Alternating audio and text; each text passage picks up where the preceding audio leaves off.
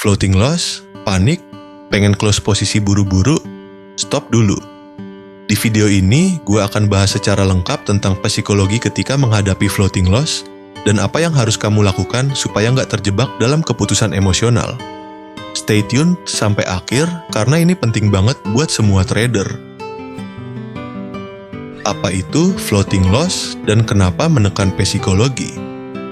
Floating loss adalah kondisi di mana posisi trading kamu sedang minus tapi belum ditutup. Artinya, kerugian itu belum jadi real sampai kamu close posisi. Nah, banyak trader, apalagi yang masih baru, langsung panik saat lihat angka merah di MT4 atau MT5. Padahal, panik justru bikin kamu overreact. Misalnya, buru-buru close, padahal harga bisa saja berbalik arah. Masalahnya bukan cuma loss-nya, tapi tekanan mental yang muncul.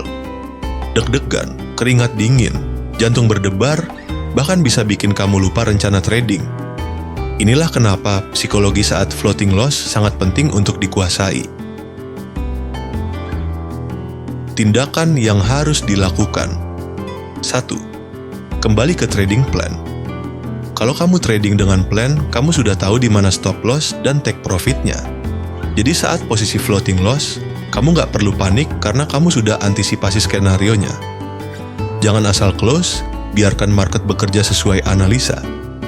2. Evaluasi bukan bereaksi. Lihat dulu, apakah posisi kamu floating loss karena analisa salah atau market memang sedang retrace. Kalau cuma koreksi sementara, sabar dulu. Tapi kalau ternyata salah baca tren dari awal, mungkin memang harus dievaluasi dan siap-siap exit. 3. Jangan tambah posisi sembarangan, averaging. Banyak yang nambah posisi biar cepat BEP, tapi justru bikin margin makin tertekan. Kalau nggak terencana, ini bisa berakhir margin call. Hindari overtrading saat mental kamu nggak stabil. 4. Tarik napas, jauhkan diri dari chart sementara. Ketika emosi mulai meledak, ambil waktu untuk break, tutup laptop, jalan sebentar, tarik napas panjang. Kadang, keputusan terbaik datang saat pikiran kita lebih tenang. 5. Belajar dari setiap floating loss. Catat di jurnal trading, kenapa bisa floating loss, apa yang bisa diperbaiki. Psikologi trader akan makin kuat kalau kamu terbiasa refleksi dan belajar dari pengalaman. Intinya, floating loss bukan akhir dari segalanya. Itu bagian alami dari proses trading. Yang penting adalah bagaimana kamu merespons, bukan bagaimana kamu menghindari.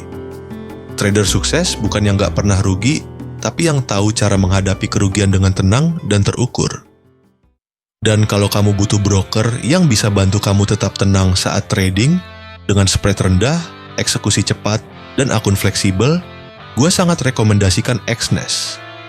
Mulai dari akun sen buat latihan, sampai akun pro buat trader berpengalaman, semuanya ada. Link pendaftarannya ada di deskripsi, ya. Jangan lupa like, share, dan subscribe kalau kamu suka konten seperti ini. Komentar juga kalau kamu punya pengalaman pribadi soal floating loss.